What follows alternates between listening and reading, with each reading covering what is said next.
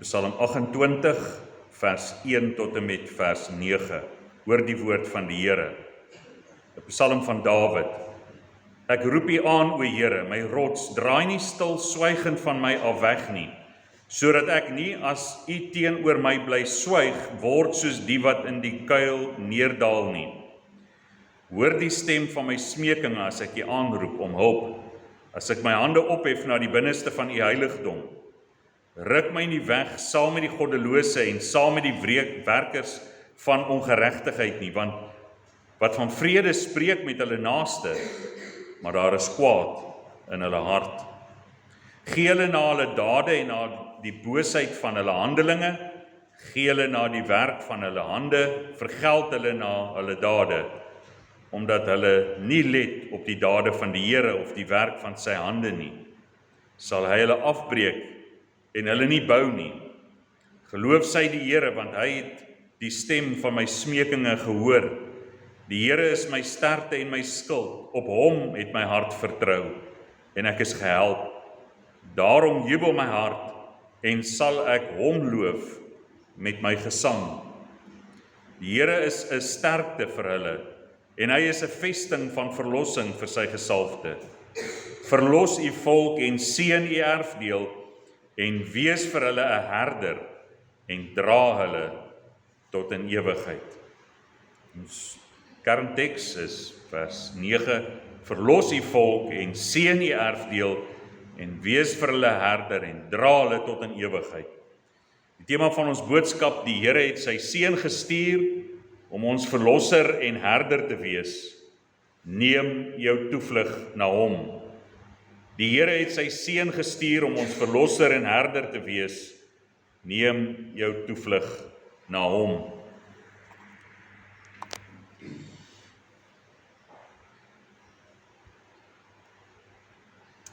In hierdie Psalm herdenk Dawid die oorwinning wat God hom oor sy vyande gee.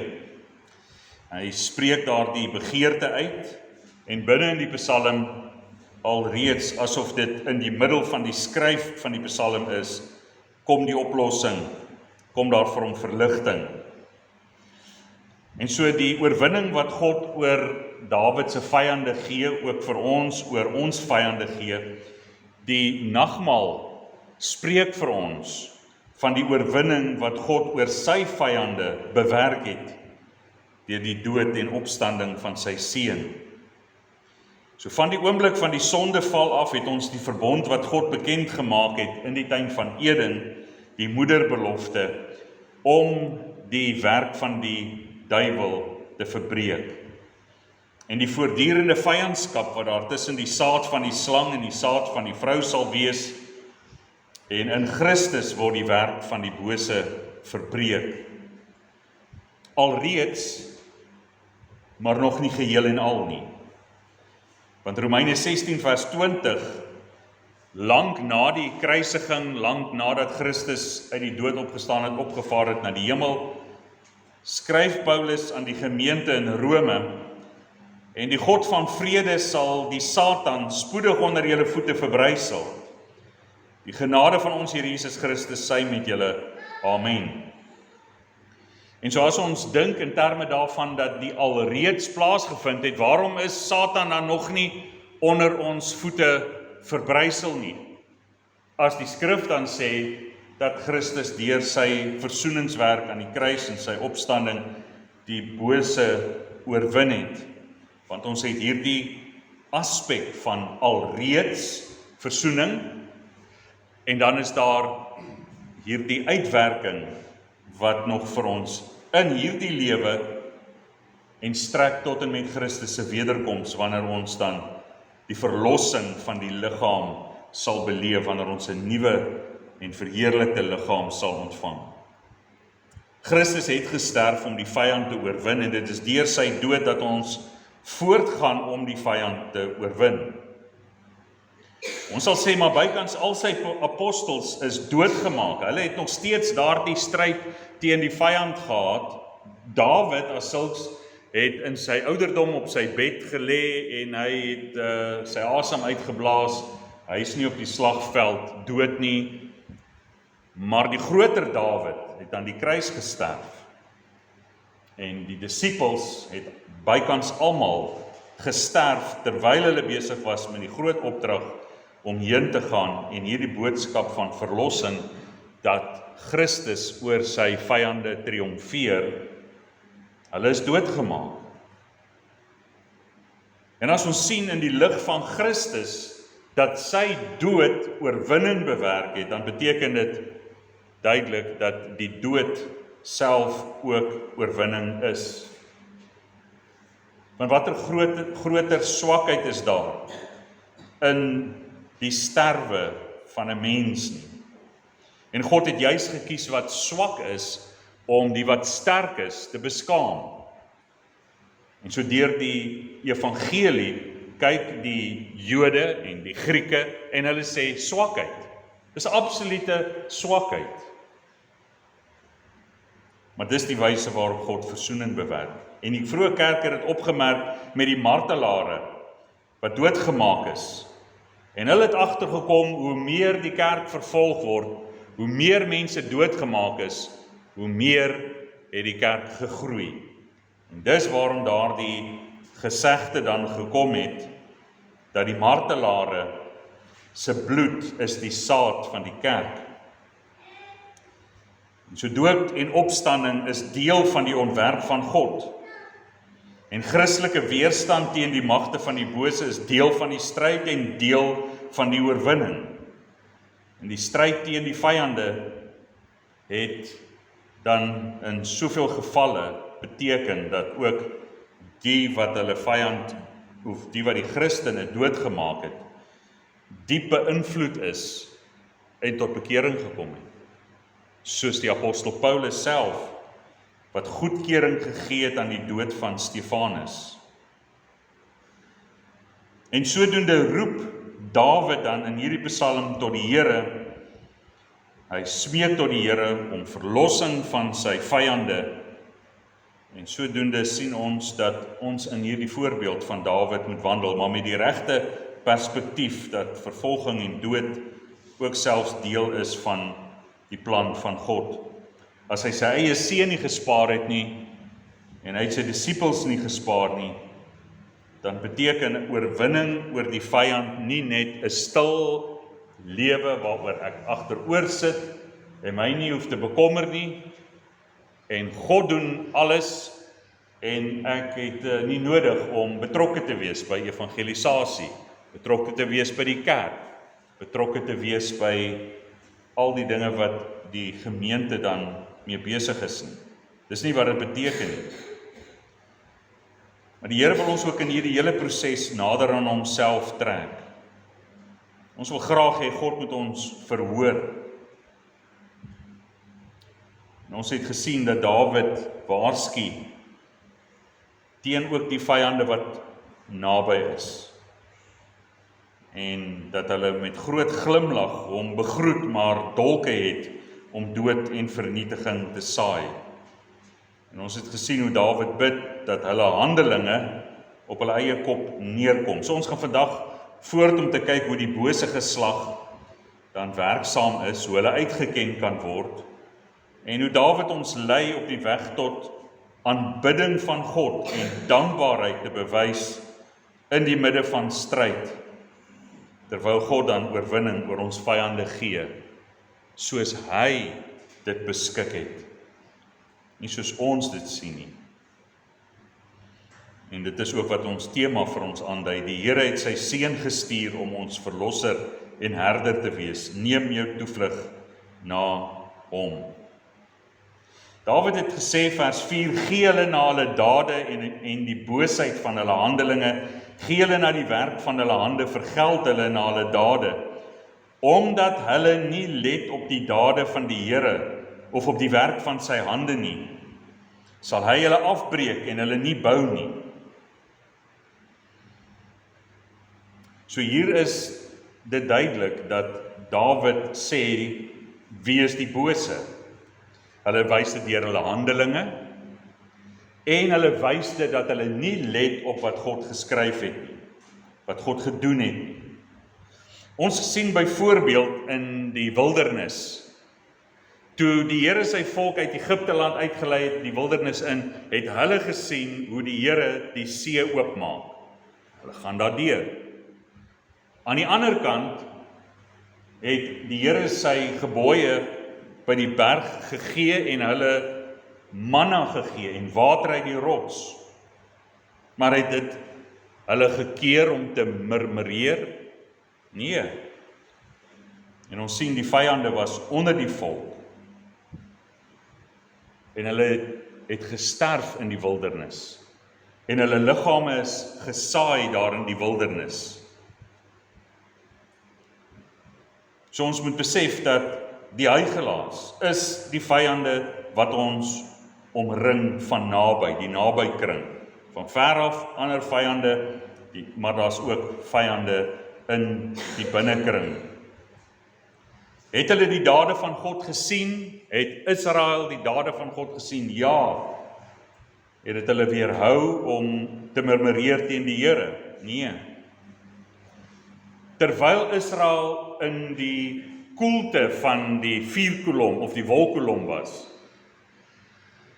het hulle gemurmureer. Nog nooit het hulle so iets gesien nie, maar hier was hierdie wolkkolom wat die son afgekeer het, sodat die son hulle nie stikkend brand nie. En in die skaduwee van die wolkkolom murmureer hulle teen die Here. En in die skaduwee van die vuurkolom murmureer hulle teen die Here. En terwyl hulle bakkies saamvat, hulle houers, en hulle is besig om die manna op te tel, is die volk besig om onder mekaar te murmureer. Waarom? Dawid sê, want hulle let nie op die dade van die Here nie. Hulle neem dit nie ter harte nie. Maar dit sien ons ook in die groter Dawid. Sy vyande het teen hom opgetree, en hulle het gesien hoe hy 'n verlamde weer laat loop het, Johannes 5. En hulle beveel hom, jy mag nie jou bed op die Sabbat dra nie. Hulle het gesien 'n wonderwerk gebeur, maar hulle is so gesteld op hulle eie godsdienstige terme wat hulle deur oorlewering verkry het, dat hulle nie gesien het dat daar 'n verlamde man was wat genees het nie. Hulle het nie gelet op die dade van die Here nie. En Christus het 'n blinde man genees, Johannes hoofstuk 9. En hulle het hom kwaadlik geneem omdat hy van Christus getuig het. Hulle wou hom nie glo nie, hulle het hom 3 of 4 keer ondervra, hoe is dit dat jy kan sien? Dis nie asof hulle nie kan glo dat hy kan sien nie, dis amper asof hulle nie wil hê dat hy moet kan sien nie, of hulle wil nie hê dat hy genees moet wees nie, want dit sit hulle in hierdie penarie dat hulle moet erken dat Christus die verlosser is. Hierdie is vyande, want hulle let nie op die dade van die Here nie. Maar soos Dawid gesê het, die heuningskwas word uitgehaal. Hulle praat vriendelik met hulle naaste, maar dit terwyl daar haat in hulle hart is. Matteus 22 vers 16, en hulle stuur hulle disippels saam met die Herodiane na hom en sê, Meester, ons weet dat u waaragtig is en die weg van God in waarheid leer en u aan niemand steur nie, want u sien nie die persoon van die mens aan nie. Sê dan vir ons, wat dink u, is dit geoorloof om aan die keiser belasting te betaal? Hulle kom eers met die heuningskwas. Soene, soos wat Salomo ons teen waarsku, die soene van die vyand is oorvloedig. Ons weet dat u waaragtig is. Ons weet dat u die weg in waarheid leer en dat u aan niemand steur nie. U sien nie die persoon van die mense aan nie. Vra hom 'n vraag oor die belasting en toe hulle hom gevange neem. Toe sê hulle, ons het gehoor dat hierdie man sê dat mense moenie aan die keiser belasting betaal nie.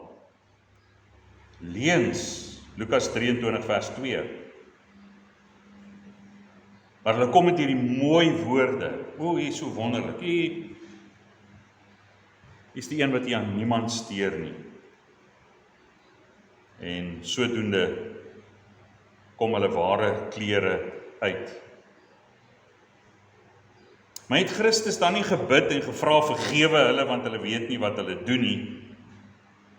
Ja, maar wat beteken dit?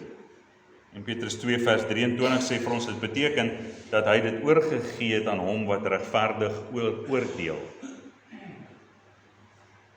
En so kry 'n mens te doen met mense van ver en van naby, wat vyhandig gesind is. Jare gelede in 'n ander gemeente waar ek was, ander kerkdenominasie, was daar 'n baie ryk besigheidsman, en hy het gedink hy het die mag om met sy geld enige iets te kan doen, sy geld rondgegooi, sy gesag en autoriteit rondgegooi, en so maklik leuns versprei. En ek het onder sy tong het ek deurgeloop, en genadiglik 'n beskuldiging wat hy gemaak het, terwyl 'n ander predikant by my was om te kon getuig dat die teendeel waar is van wat hy sê. Gesê dat ek hom nie besoek het nie, nadat hy die hospitaal het gekom het, en wat interessant was, 'n predikant het huisbesoek, het 'n reeks dienste gehou by ons, en ek het vir hom gesê, kom ons stop gou hier en gaan in, en gaan kyk hoe gaan dit. So ek het iemand gehad wat saam met my was, wat 'n getuienis, en hy het gesê, dit het nooit gebeur nie. En in elk geval, dan gee mens dit aan die Here oor. En lank nadat ek daar weg is, een aand op die televisie, toe sien ek, maar hierdie persoon lyk vir my bekend, nasionale televisie. En dit was met die ineenstorting van 'n sekere maatskappy op die aandelebeurs, waarin hy al sy hoop geplaas het, en hulle het hierdie onderhoud met hom, en hy sê, ek weet nie hoe ek hiervan gaan herstel nie, ek het miljoene verloor, en ek het hom in my hart jammer gekry. Maar die middel, die geldelike mag wat hy misbruik het, om ander te probeer manipuleer, het die Here onder sy voete uitgeruk. So kan ek en jy getuig daarvan al in die verlede, dat die Here ingegryp het teen die wat met hulle dade en hulle handelinge God vyhandig gesind is, leuns wil versprei van die kinders van God, hulle in 'n slegte lig wil stel, hulle mag wil rondgooi. En so raak dit vir ons duidelik, en daarom behoort ons as kinders van God na Psalm 28 te kyk en te sê, dit wat God daar in sy woord sê is wat ons moet doen. Ons moet ons toevlug na die Here neem. Ons moenie mense vrees nie. Ons moet verseker weet dat die wat aangaan met hulle bose handelinge, God sal met hulle afreken. Kind van God, moenie vrees die wat jou dreig. Moenie vrees die wat allerhande dinge teen jou doen en wanneer daar ongeregtighede teen jou kom nie. Moenie vrees vir diegene wat jou probeer intimideer nie. Gee dit vir die Here. Want anders gaan ons verbitterd raak. Gaan ons kwaad word. Maar ons wil die gesindheid ook inneem soos wat Stefanus ingeneem het, toe sy vyande rondom hom vergader het en hom buite die stad gesleep het en hom gestenig het. Here, reken hulle hierdie sonde nie toe nie. Hy was nie verbitterd gewees nie, want hy het sy toevlug na die Here geneem. Ons kan na die Here toe gaan en ons bekommernisse aan die Here bekend maak. Dis wat Dawid ervaar het. En dis ook die vyhandige gesindheid wat Christus ervaar het. Hulle dink nie aan die dade van die Here nie. Dit beteken hulle let nie op die woord van die Here nie. Jesus self sê vir hierdie vyande, hy sê, ek weet dat julle die geslag van Abraham is, maar julle probeer my om die lewe bring, omdat my woord geen ingang in julle vind nie. Die ervaring van koning Dawid is dat hierdie mense luister nie na die woord van die Here nie. Die groter Dawid, dis Jesus Christus, kom wys vir ons presies dieselfde. Die wat nie wil luister nie, die wat hulle nie wil bekeer nie, die wat die evangelie nie wil glo nie, dit is hulle word uitgeken aan die feit dat hulle nie na die woord van die Here kan luister nie. Ook sê Christus in Johannes 8 vers 43, waarom ken julle my spraak nie? Omdat julle na my woord nie kan luister nie. Johannes 8 vers 47, die wat uit God is, luister na die woorde van God. Daarom luister julle nie, omdat julle nie uit God is nie. Maar hoe lyk Dawid se lewe? Psalm 40 vers 9. Ek het lus, o my God, om u welbehae te doen, en u wet is binne in my ingewande. Dawid het die woord van die Here in hom gehad, 'n begeerte gehad om te doen wat die woord van die Here sê. Dit het ingang in sy hart gevind.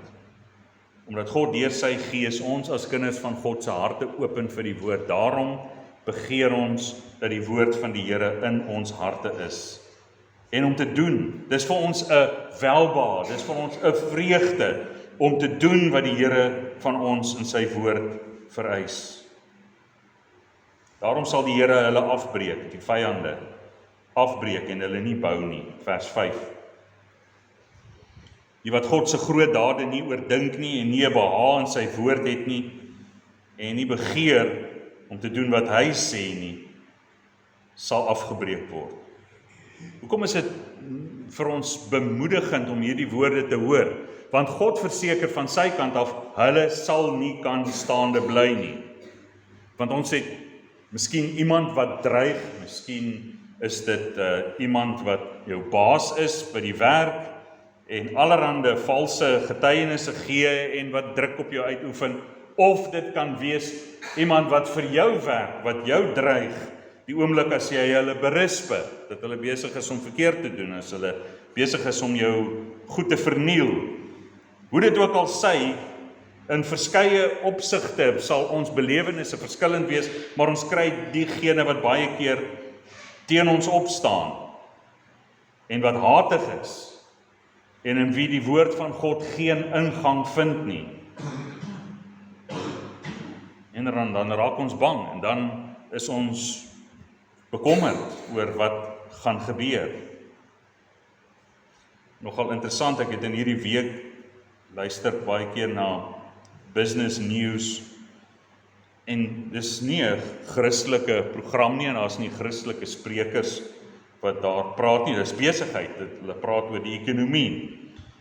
En een van die sprekers, Nick Hudson, het gepraat oor die markte en die ekonomie, en hy het 'n historiese agtergrond gegee van sekere besighede, van sekere persone wat besig is om afbreek te maak aan die wêreld en die wêreldorde en om chaos te veroorsaak. Dit is hulle ekonomiese plan, want daardeur maak hulle geld, en hy praat ook daarvan van in Suid-Afrika as gevolg van BEE, DEI, dus Black Economic Empowerment en Diversity, Equity en Inclusion, al hierdie tipe fancy woorde vir hulle slinkse planne, en ook hoe hulle kerke infiltreer en beïnvloed om die Christelike geloofwaardigheid van die Christendom af te breek.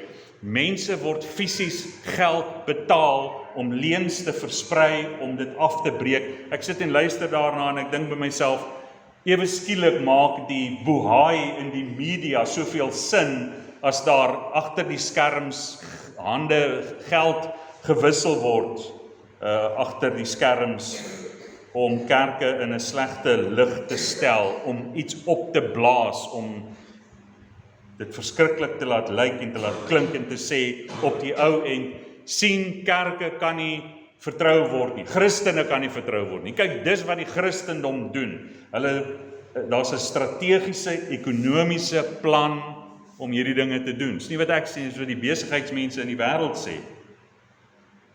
Want in hulle navorsing kom hulle agter hoe geld ook in kerke gepomp word om doelbewus moeilikheid te veroorsaak. So Psalm 28 is baie meer relevant in ons tyd as wat ons dink. Maar die Here sê, hy sal hulle afbreek en nie bou nie. Jy weet, Chuck Norris is nou in die week is hy oorlede. En gelees van hoeveel verskillende belde hy, swart beld in hierdie dissipline en in daardie dissipline en so aan. En by myself gedink, dit moet nogal ervaring wees as daar iemand kom met 'n mes en jy staan daar naby en jy sien hy is besig om te lag vir die persoon, want hy ken die tegniek om die persoon se mes af te vat en hom dan pap te slaan. So dis 'n baie gerusstellende ding as jy dink in terme van iemand soos daardie wat besig is om te lag vir 'n baie gevaarlike situasie. En die Bybel leer vir ons in Psalm hoofstuk 2, die nasies woel, hulle bedink nietige dinge, hulle maak planne teen God en teen sy gesalfde. Hulle is besig om geld agter die skerms te wissel. En hulle stop geld in Judas se hand om Christus te verraai. En God sit in die hemel en hy lag vir hulle. Want dit wat hulle dink deur hulle gemeenheid en Christus doodmaak, daardeur het God in werklikheid versoening vir ons bewerkstellig. Dit was 'n welbehae vir God dat sy seun die prys moes betaal om ons daardeur los te koop. En Christus het uit die graf uitgekom met die versekering dat hy van sy vyande, dat hy met hulle sal afreken. Dit het gebeur 40 na Christus met die inval van die Romeine onder Titus. En Israel Jerusalem is gelyk gemaak met die grond. Daar het nie een klip op 'n ander by die tempel bly staan nie, soos Christus geprofeteer het. Die vyande is afgebreek en nie opgebou nie. Christus het vir die gelowiges voor die tyd gesê, vlug uit Jerusalem as julle hierdie weermagte sien aankom. Hulle veroorsaak chaos en dan stroop hulle leeg.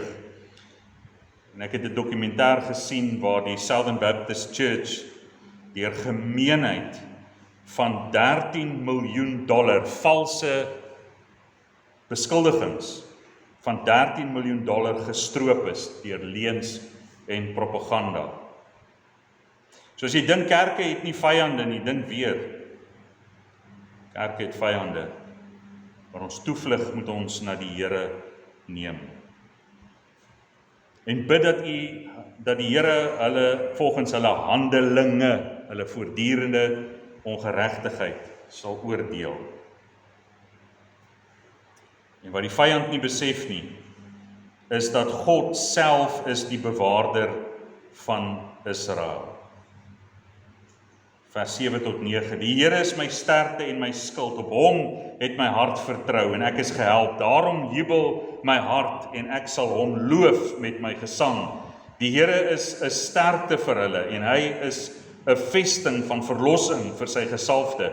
Verlos u volk en seën die erfdeel en wees vir hulle 'n herder en dra hulle tot in ewigheid. Dawid het sy vertroue op die Here gestel. Sy bekommerde hart na die Here geneem en die Here het daardie bekommerde hart omskep in gejubel en blydskap en vreugde. Vreugde ten spyte van vervolging. Hy is die Here. Die Here is 'n sterkte vir die gelowige. En so wat leer Dawid vir ons hier van die Here?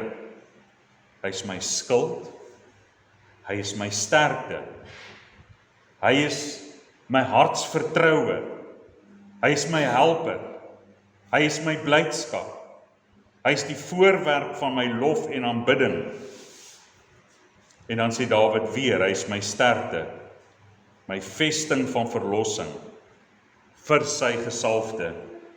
Dawid is die gesalfde van die Here, die groter Dawid is Christus, die gesalfde Messias. So Dawid uit sy benoudheid vloei daarvoor die wete van hierdie wonderlike dade van die Here. Die goddelose let nie op die dade van die Here nie. Ons kan sien Dawid let op die dade van die Here, want hy besef die Here is my skild, my sterkte, my vertroue, my helper, my blydskap, die voorwerp van my lof en aanbidding en dankbaarheid.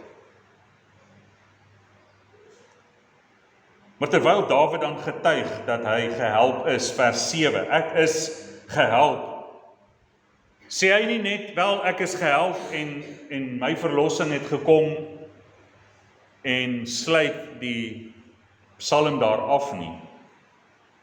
Maar in die besonder, vers 9, gaan hy voort en hy sê, verlos u volk en seën u erfdeel en wees vir hulle herder en dra hulle tot in ewigheid. Hy bid nie net vir sy eie verlossing, maar hy bid ook vir die verlossing van die volk. Dat God herder oor sy volk sal wees. En 'n herder beskerm sy skape. Hy staan gereed met sy stok en sy staf om die houe te laat neerreën teenoor die roofdiere wat probeer om sy skape te steel.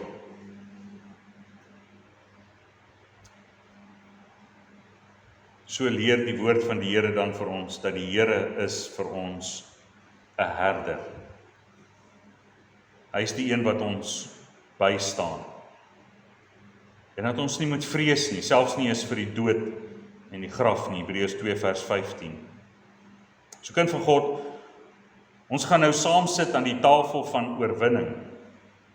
Hy het dit vir ons gedek teenoor ons vyande. Hier kan ons met gerusheid fees vier. Hierdie is vir ons die teken van God se oorwinning oor sy vyande. Die tekens van die brood en die wyn, die liggaam en bloed van Christus. Hier kan ons saam fees vier. Daarom kind van God, laat ons hart in die Here verblyd wees. Dat ons hom loof met ons hele hart in blydskap en in sang, en sing oor sy oorwinning en ons verlossing uit die stryd. Sing oor ons herder wat sy stok en staf gereed is om die koppe van ons vyand te verbrysel. Wat ons herinner dat as ons bekommerd wil raak, God sit in die hemel en hy lag vir sy vyande. En ons moet saam lag, want hy is die een wat ons harte met vreugde vul. Die wete, hulle sal nie wegkom nie, hulle sal verbrysel word. Of ons lewe en of ons sterwe, hy sal ons oorwinning gee, want hy sê dat die wat in my glo sal lewe al het hulle ook gesterwe. Daarom maak dit nie saak of dit in die lewe is en op die oomblik van dood is nie. Hy is ons verlosser. Daarom laat ons welkom wees om fees te vier in die vergadering van die heiliges en laat ons hoop op God wees, op sy verlossing wat hy bring, terwyl ons feestelik verkeer teenoor ons vyande. Kom ons bid saam. Ons almagtige Hemelse Vader, ons dank U dat in tye van benoudheid, dat U vir ons wys dat U in gemak is en dat U nie bevrees is nie. En aan ons die versekering kom gee, wees nie bevrees nie. U sal met ons vyande afreken. En Here, dan die groot wonder dat U baie keer, soos wat U in die geval van die apostel Paulus gemaak het, toe hy die kerk nog vervolg het, dat U sy vyandskap afgebreek het deur hom 'n vriend van God te maak, deur hom tot bekering te lei, om te red en hom uit te stuur met hierdie boodskap wat hy eers vervolg het. Daarom wil ons bid vir ons vyande en bid dat U hulle genade sal betoon. Ons wil bid dat hulle die vreugde sal ervaar om die boodskap van die evangelie ter harte te kan neem. U alleen is in staat om harte te open. En seën ons rondom U tafel. Vul ons harte met vreugde. Laat ons fees vier met blydskap tot verheerliking van U self en tot uitbreiding van die koninkryk. Bid ons in Jesus naam. Amen.